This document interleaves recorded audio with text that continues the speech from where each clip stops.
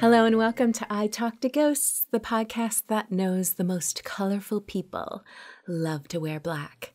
I'm your spirited host, Jennifer, a medium and a teller of ghost stories. A few episodes back, I shared with you the classic Lady in White ghost stories. Tonight we'll go darker with ghostly tales of the Lady in Black. Then later, I have an in-studio spirit reading to share with you. Showing my medium work directly is always such a treat. I'm fascinated with how each reading can be so unique, and I love that you're right there with me and my guest. Also, join me at my seance table for a message from the spirits. Each week, I create a space for a loved one to come through for a listener, and this week's spirit guest could be for you. That's later on in the podcast. But first, the ghosts. Grab your dark veil. Let's join the Lady in Black right now.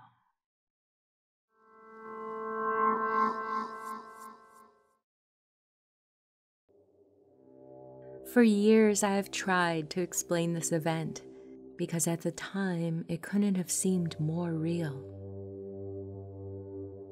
It was 2007, and I was living in a townhouse in Newcastle, not far from a steep cliff by the sea, which had been known to claim a couple of people's lives over the years.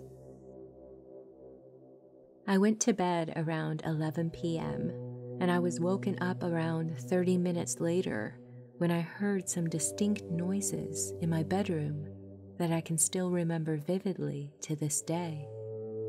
I could clearly hear footsteps on the carpet walking around my room close to my bed, and occasionally noises that sounded like clothes being dropped on my floor a number of times. It was as if someone was picking up shirts off my bedroom floor and dropping them back down onto the carpet. I was awake during the numerous noises I had heard in what seemed like a period of a couple of minutes. At the time, the most I reacted to this was to slightly open my eyes for a moment. I wasn't really alarmed. Even though I was certain that somebody was in my room, I had reasoned with myself in a sort of sleepy state that my roommate must have come in briefly to look around for something. With this in mind, I thought nothing of it and casually went back to sleep. Not long after I drifted back to sleep, I awoke again to the same noises. There were more footsteps on the carpet, walking around my bed, and the sound of clothes being dropped on the floor again. Then, I heard a louder noise, which suddenly raised my awareness. There was a small plastic wrapper on the floor at the end of my bed. It was likely a thin, transparent seal from packaging I had opened and disregarded onto my floor that I meant to pick up later. I heard the crinkling noise of someone standing on this. In an otherwise silent room, this noise was quite loud. My eyes were suddenly wide open. I was now wide awake and quickly rethought the situation. Someone was in my room. I was certain of that. And it suddenly dawned on me there was no way my roommate or anyone else I know would be walking around my room in the dark while I was sleeping. I had a rush of adrenaline and my heart started pounding out of control. I felt paralyzed with fear, but I had to confront who was there. After a slight moment of hesitation, I sat up very fast and faced towards the end of the bed where the sound came from, quickly enough to startle anyone who would have been there. I saw a lady who appeared to be in her late 50s. She was standing sideways near the end of my bed, wearing a black dress. I could see her silhouette against the white wall behind her, and there was enough moonlight illuminating the room to make out her facial features. I stared directly at her eyes for a few seconds and was thoroughly haunted by her expressionless face staring right back at me over her left shoulder. she had frozen still where she stood on the plastic wrapper. After a few moments, I said, "Hey!" with a sense of fear, struggling a bit to get the word out. She continued to stare at me blank-faced and wide-eyed without flinching, which made my skin crawl more. I was terrified. Not really thinking, I immediately leapt out of my bed to try and grab her.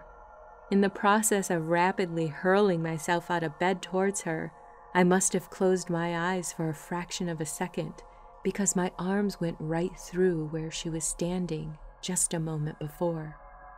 She had vanished. I turned on the bedroom light and stood with my back against the wall for a good 10 minutes, trying to comprehend what I had just experienced.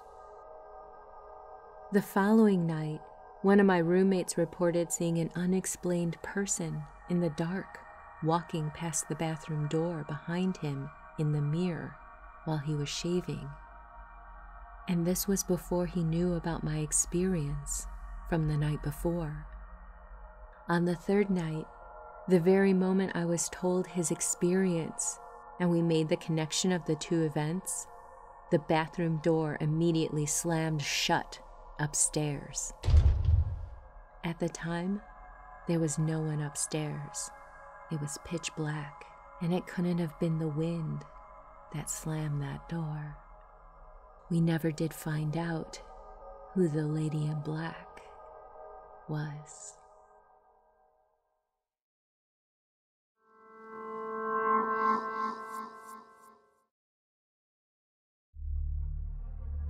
It was the night of a party, and my sisters had a few friends over. We were all getting ready with them to go out. We were in the hall bathroom, and my sister's room, which had a full mirror, was directly across the hall from the bathroom. My sister's friend glanced down the hallway, and the reflection from the mirror in my sister's room caught her eye. In the mirror, she saw an older woman in an old-fashioned black dress sitting at our dining room table. This woman in black was so clear, she got curious as to who it was, so she walked down the hallway and looked into the dining room to see no one. All the chairs were empty, except a coat hanging across the back of a chair. She got all of our attention, and from another vantage point at the end of the hall, we looked into the TV's reflection of the dining room, and we could see this woman in black as well. We tried to figure out if the shape was just the coat, as we looked back and forth from the dark TV reflection to the empty dining room. That's when we saw her head move. And we all screamed. Our mother ran out of her room and we explained what was happening. She looked down the hall through the mirror's reflection, and she too saw the woman in black. She walked into the kitchen with caution, heading towards the dining room, and we directed her towards the woman we saw in the reflection still. Very carefully she inched closer, moving towards what she perceived as an empty chair, till her hand was inches away. Carefully, she grabbed the back of the dining room chair, but before she could even push the chair, we watched the figure disappear, leaving an empty space in the reflection. There was no possible way that figure was caused by the coat that we could now clearly see. We were all scared from that point, and we all finished getting ready in my sister's room. We turned the TV around, and the next day we moved the TV and the mirror to different locations so they couldn't reflect the dining room. We didn't want to risk seeing the lady in black ever again.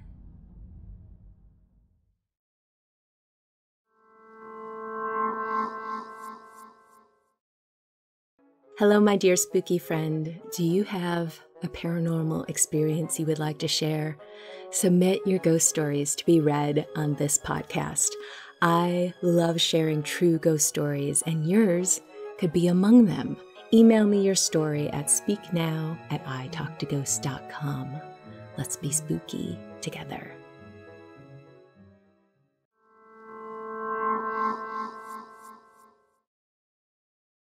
Hello and welcome back to I Talk to Ghosts. My guest this evening is Chasity. Chasity, welcome to the podcast. How are you doing? I am doing awesome. So I've been looking forward to this all month.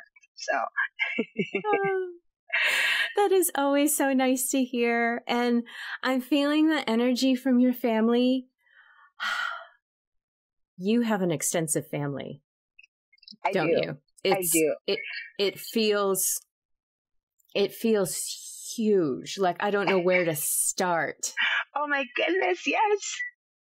There is a lot of love coming in for you. Oh, so much comfort, so much love. This feels like such a source of support for you. I believe this is your grandmother who is coming through. Yes. But she feels more than that. She's like everyone's mom, your mom, the family, the family connected through her. Does that make sense? Yeah, she was our rock. She was all of our rock. And when she left, it just seems like it. And she raised me.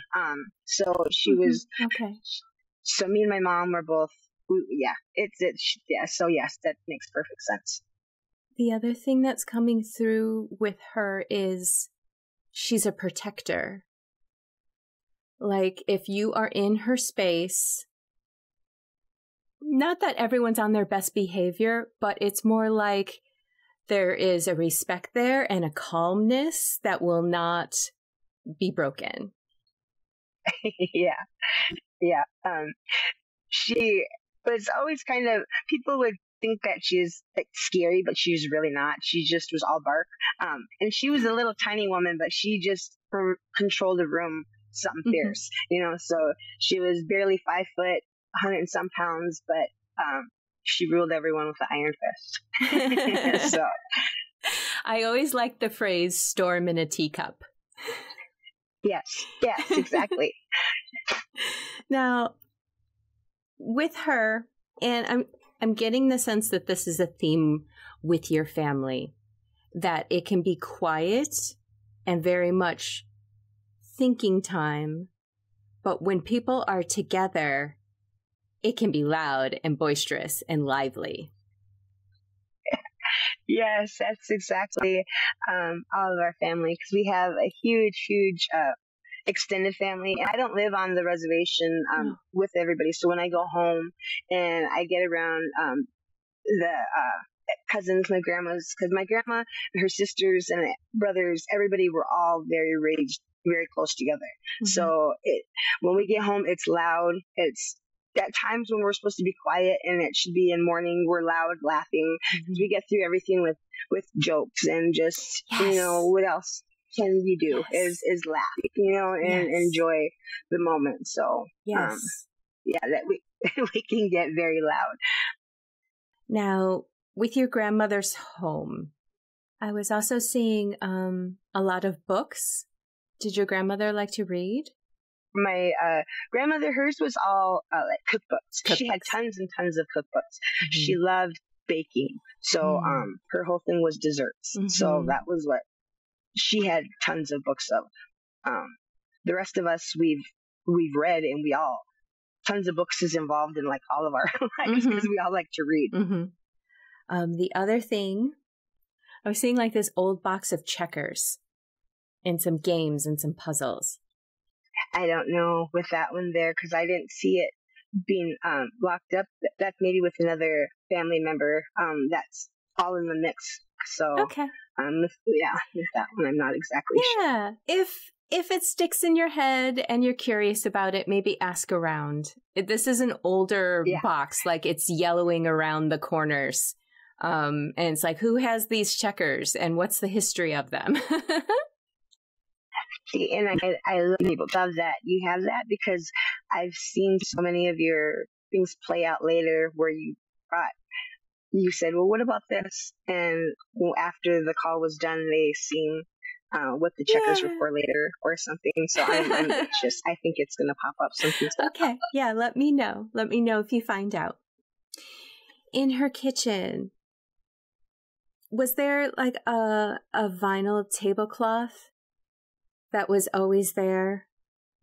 There used to be a long time ago. As I got older, it wasn't there so much, but it used to be like a brown, like a fall color vinyl tablecloth. But I don't remember it when I was older. I do remember it when I was younger. I love pulling in the earlier memories with things. Oh, this was something that was coming in. Is it her that would come in with like a hard kiss, like on your cheek, like really like aggressive kind of? I'm trying to think of how it was. I know things were just kind of rough of grabbing me because whenever I came home, they were always very excited to finally see me. Sometimes it might be some months, and sometimes it might be a year before I made it home. Aggressive, so yeah, it was right? usually very. I could see it aggressive. Yes, yes. Just kind of ferocious, like and but with so much love behind it. So much love behind it. It sounds like this house has been packed up and people have moved on. But another thing that I wrote down that I just want to share with you, and it sounds like you were already confirming it, was that her house was an old house that was in the family and now you don't have access to it anymore. I was almost going to ask you if it's not there anymore, or does it just feel that way to you? Yeah, it feels that way. I mean, there's a whole nother family that's in there and it's just completely closed off to us. And it feels like something's totally lost there. So, I mean, because that was home. Now I don't feel like I have a home to go back to. So we've always had someplace to touch Your down. grandma's acknowledging, especially when things are rough, it feels like you need that anchor and it's not there. But she's saying it might sound corny, but the anchor's in your heart. You know what I mean? And I think she wanted to bring up that feeling of that the house not being accessible, that it's no longer there, it's not yours anymore, to kind of talk about this and say, make the home inside of you and call her close because she's still with you.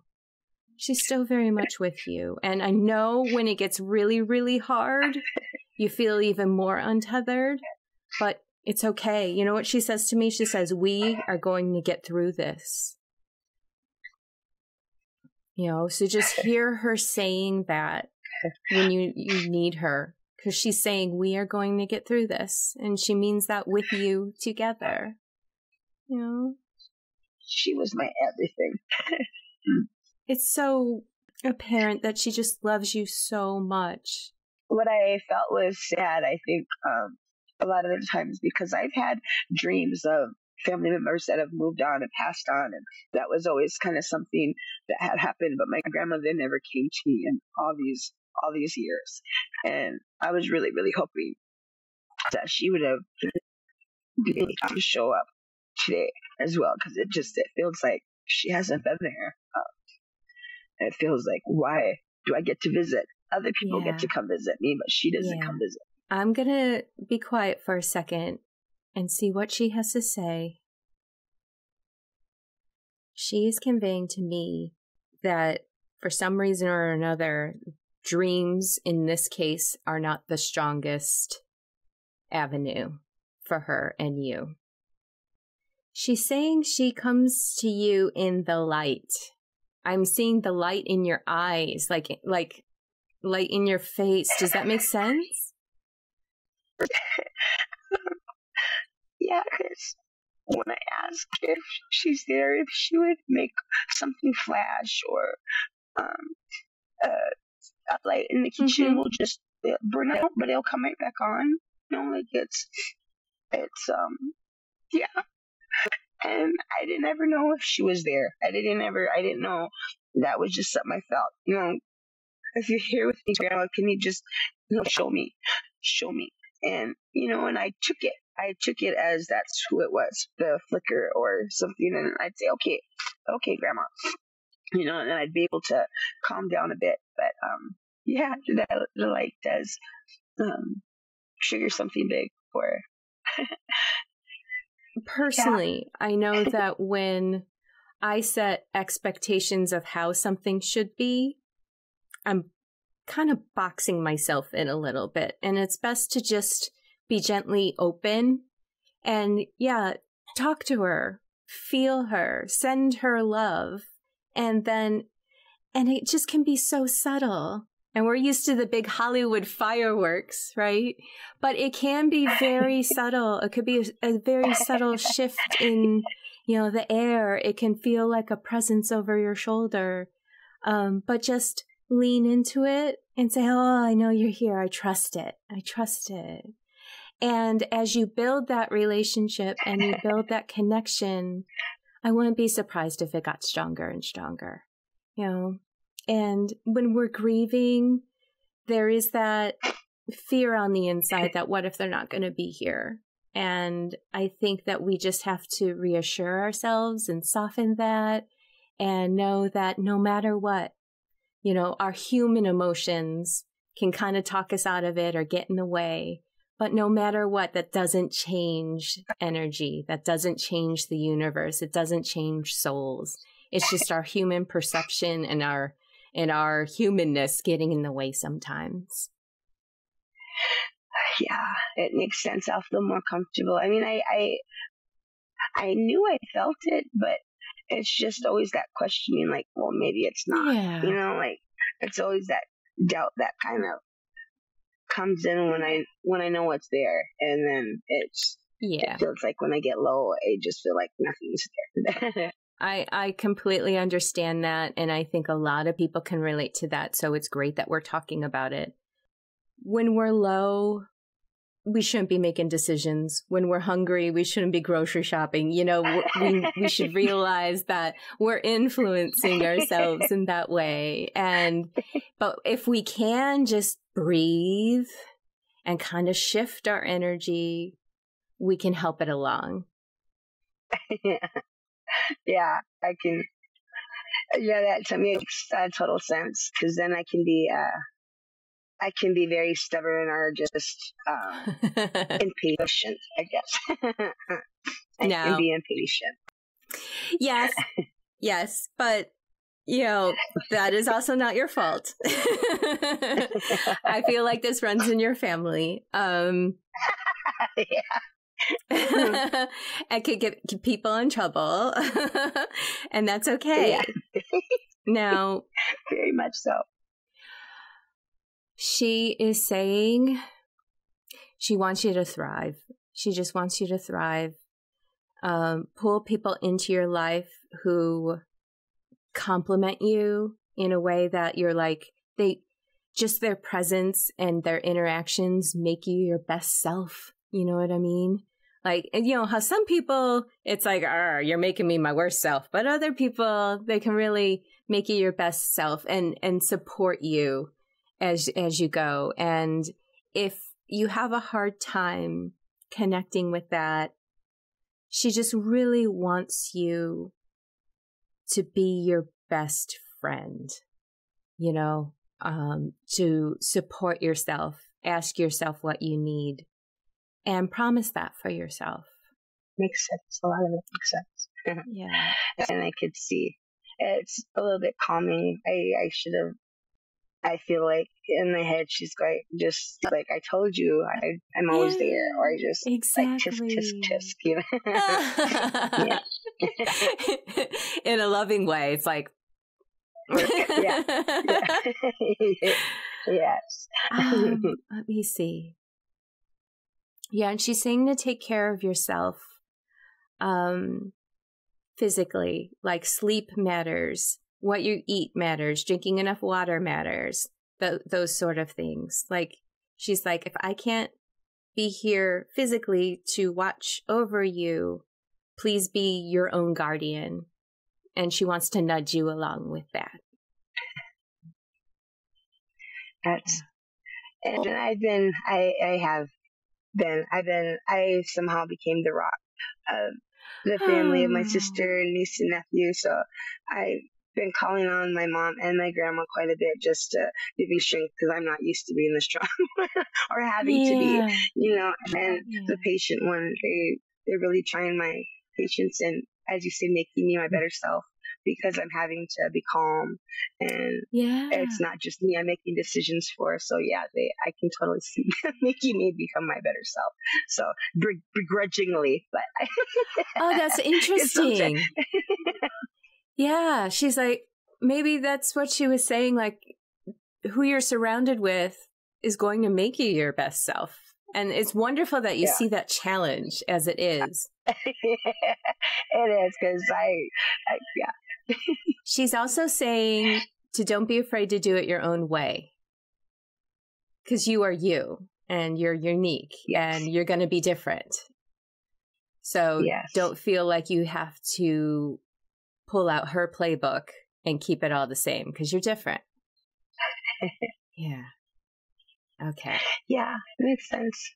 Because I can't be as diplomatic or as caring and being able to lay things out as easily as she did. So and that's okay. There's a lot. I'm not as nice as they are. Well, I am, but they just gave it a lot more freely of themselves. I was more guarded, personality or whatnot. They just gave freely of themselves. So it's just different of me having to do it. You are a tough cookie, but you feel a lot on the inside. And I think she cherishes you for that. She can see that in you, how much you feel. And it's understandable why you would want to guard your heart sometimes. But also understanding that, we live best when we do things big and we open up. And it's usually not as scary as we think it was going to be, Yeah. Okay. Let me see. Oh, yeah, there was this sense of, I wouldn't be surprised if you were good at, like, energy healing. I don't know if you've ever been drawn to the ideal of that or not. I would say so, because like, once I learned anger management, I wasted so much of my life before being angry. Like, people try to say I'm too positive now. I'm like, no, I just look on the brighter side of things. Like, yes, we're in the middle of a shit storm, but like, we still got to find what good things are coming out of it. Like, we're learning something. Something has to be learned from this. Like, obviously we're missing something, so we got to learn. So I can see it, because my sister, I've gotten her to calm down quite a bit, and we're both on track after losing everybody, and I can see how that helps. Of who I focus it into, it seems how it can usually get good vibes. So I can see it. Now your mom wants to come in with this one. Did you two butt heads a lot? Yeah. Yeah, my grandma said we were too much alike. Yeah, because when you mention stubbornness, she, like, raises her hand, and it's exactly. And it's like, yep, acknowledgement there, but there very much is this cultivated friendship that you've had with her. Yeah. I wish I would have. My mom became my best friend, and I wish I didn't waste all my younger years fighting that. Like, it was just the last few years of her life that she went from being my mom to my best friend, and then me losing my best friend. So yeah. Here's what she's saying about that. Well, I think a lot of people, when they hear you, they can understand, in our youth, we are different people. You know, and we can butt heads with a lot of people. And your mom is saying she had her own frustrations, and that she always felt like she was inside looking out, if that makes sense. Like she couldn't do the things she wanted to do, but she could see them. Does that make sense? Yeah, that makes a lot of sense. It makes, because I would hear her talking to other people saying that she didn't know how to be a good mom when she was the best mom ever. You know, she said, all I know how to do is work. And she was the best mom. I get the best role model, the best everything. So I don't know how she couldn't see that she was everything. Yeah. She's saying that when you were angry and frustrated and stubborn, she was in a period in her life where she was angry and frustrated and stubborn as well. And as life changes and evolves, all of that kind of can fall away sometimes, and we can just see each other for who we genuinely are.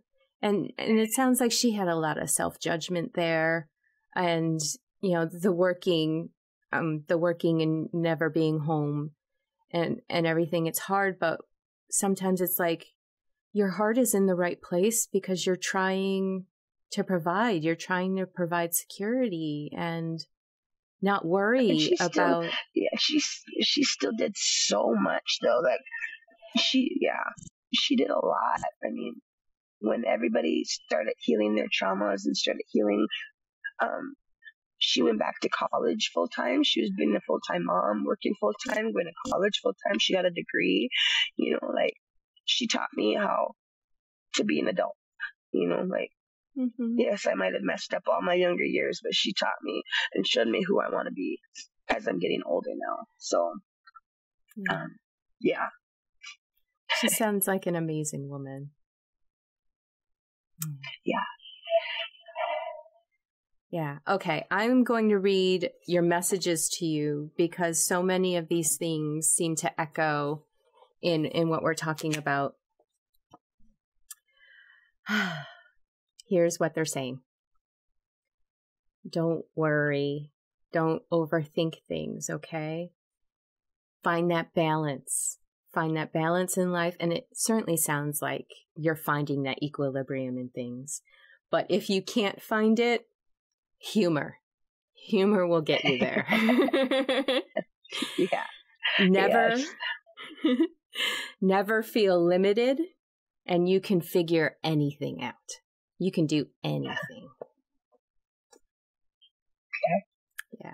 So I hope those things resonate for you right now. And it is so moving to talk to you and to share this with you and to feel it. It's just a wonderful gift that you're giving me to share this with you. And I can't thank you enough. You have a lovely family. They are there with you. You're an amazing person. And you just deserve all the encouragement and love in the world as you go forward. Oh, thank you very much. Yeah, I love it. Before we go, do you have a personal ghost story that you would like to share? I do. Listener ghost story. Me and my cousin must have been maybe 15, 16. I think we were juniors, seniors in high school. We lived way out in the country. To get on our reservation, to get anywhere, there's a lot of miles in between, so we had to have a car. We were having to be home. We had a set curfew, but we were way on the other side of the reservation trying to come back down the hills. It was starting to snow. We drove by somebody walking on the road. We thought about it. We were asking, we drove by at first because we were females, who's going to pick up a male hitchhiker. Yeah. And we went through it and checked to make sure to see if we had any weapons or anything. I found an ice scraper. Like the ice scraper. I asked my cousin this time, what was that ice scraper going to do if he was a serial killer? But I had my ice scraper. So we turned around and we went to go pick him back up. And when we got him picked up, he got in the car and everything was okay. he was saying how cold he was. He was laughing, he was joking, and he was saying how cold it was. And then he had said, yeah, he said, I think my friends were playing a trick on me. So like, oh yeah, why's that? He said, well, I just woke up in a cemetery. And we said, what? Like, it was just kind of in our mind. And Native Americans, we believe in spirits and stuff, so not knowing and being young, you have all this, what is it, like folklore running in your head, so you're not sure what's real, what's not, if this is really something, so we're just still talking to him. He asked for a cigarette. In our culture, tobacco, we give tobacco for prayers and stuff. So not knowing if he was real or if he was not, I gave him about a half a pack of cigarettes. I'm like, here you go. And he was talking and he said his name. We were getting into town and we told him we could drop you off anywhere in town. Just tell us where you need to go. He was like, no, just take me to the edge of town. Just drop me off here. He said, I need to decompress before he gets to whoever's house he was going to. Like, are you sure? It's cold. It's snowing. He's like, no, just drop me off here.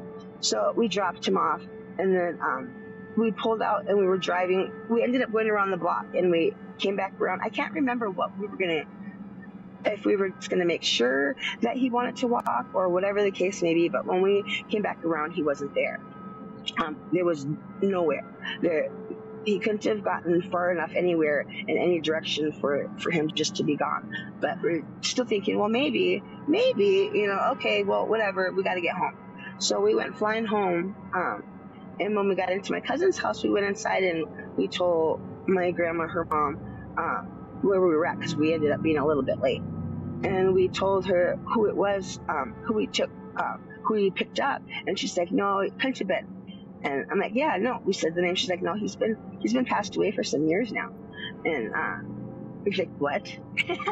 And so it started making sense after the fact. He woke up and he must not have known that he was gone, is what we were thinking. That he thought his friends were playing a joke on him, and he woke up in the cemetery. But it was winter. It was cold. I don't think he could have woke up and been okay. But we just weren't too sure. So that was our little thing, our ghost hitchhiker. Guys, just seen you post something about doing a story about a ghost hitchhiker, but that was our ghost hitchhiker. Wow. So let me ask you, did your grandmother recognize him not only from the name, but also like his description, what he looked like? Mainly, but she couldn't quite remember, but she knew the name for sure, and it was a unique enough name to where we couldn't have got it mixed up with another person in town. Mm-hmm. I can't. Like, when we tried to recall the story later, we asked my grandma if she remembered the name. All these years later, as we were an adult, she couldn't remember the name of him either anymore. But at the moment, she was very adamant and just fresh in the moment, because his name was fresh in our minds because we just picked him up. So after that, we didn't remember. But yeah, she said it had to have been almost 10 years that she said that he had passed away. So we thought that was, and just the little signs that he was giving in the car. He was saying how cold he was, and here, feel me, I'm really cold. And he was hard and cold, and it was just, it just was weird, because even in the moment thinking, is this a spirit or is this real? Because sometimes spirits can be as real as, you and me. Mm-hmm. Well, thanks again. You are so lovely. You have such a beautiful soul, and I'm just so glad that we got to spend this time together. Yes, I am too. Thank you so much. I've been looking forward to it, and you're just as sweet. Talking to you, and I still can't believe it. But yes, thank you so much. And you do an amazing job. Like, you really, a lot of your stories really, really touch my heart. I think I'm all caught up. I binged everything in the beginning, and now I'm caught up on the week to week, so I have to wait until every Friday. I'm working on it. I binged all of it in like a very short period of time, because where I work, I just listen to podcasts all day. So it didn't take very long at all to binge through your whole catalog. So yeah, so I love it. You're awesome. I'll keep making them if you keep listening.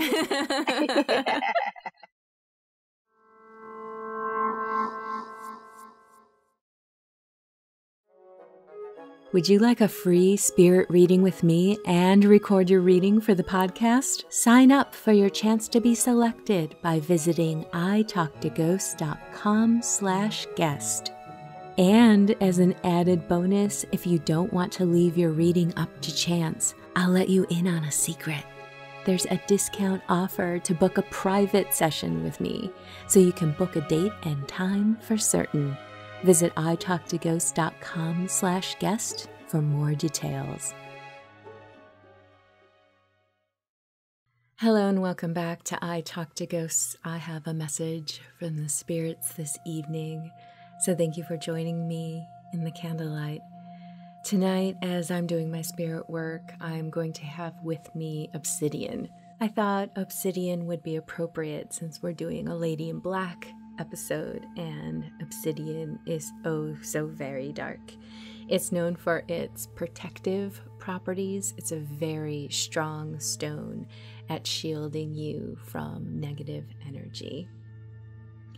So I'm going to take a few deep breaths, center, clear the space, and invite a spirit close. I have with me tonight someone's grandfather. He very much has jovial grandfather, father energy. He is sharing with me that he worked very diligently in life. He really did throw himself into his job.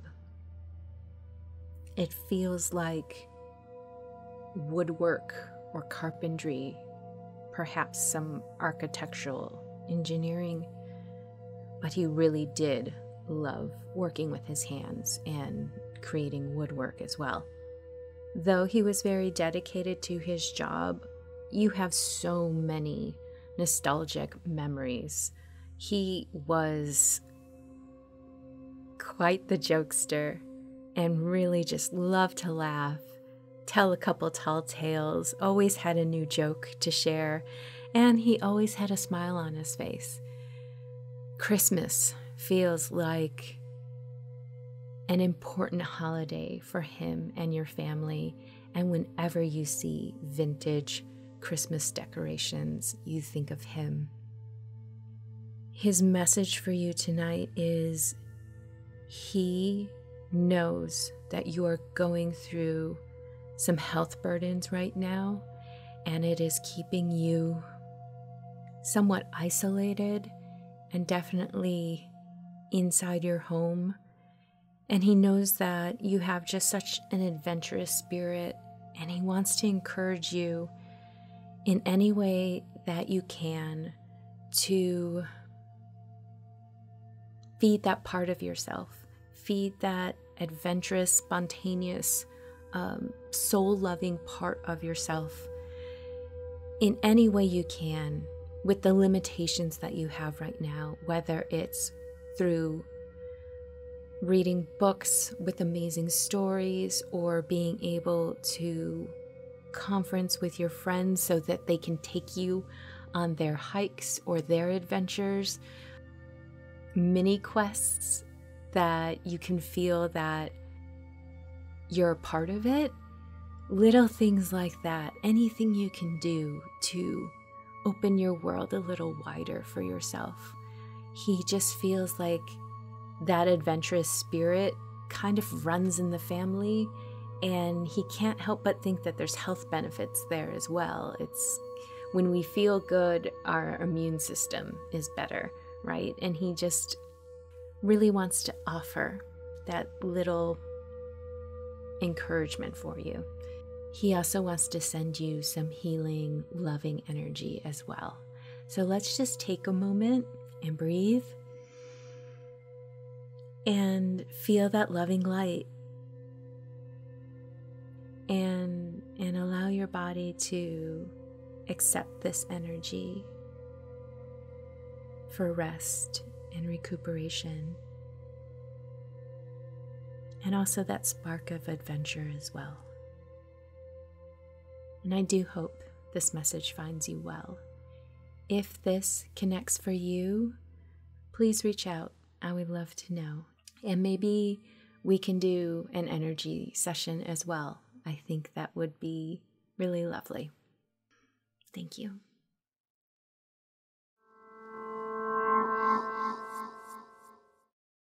And with that, dear listener, we've reached the end of this episode of I Talk to Ghosts. I hope you've enjoyed my spirit work that I shared with you this evening, as well as those ghostly tales of the Lady in Black. Have you seen such an apparition? I would love to hear about it, so please reach out. In the meantime, wherever you wander off to in this world or the next, just remember, come back and visit with me. Have a lovely evening and good night.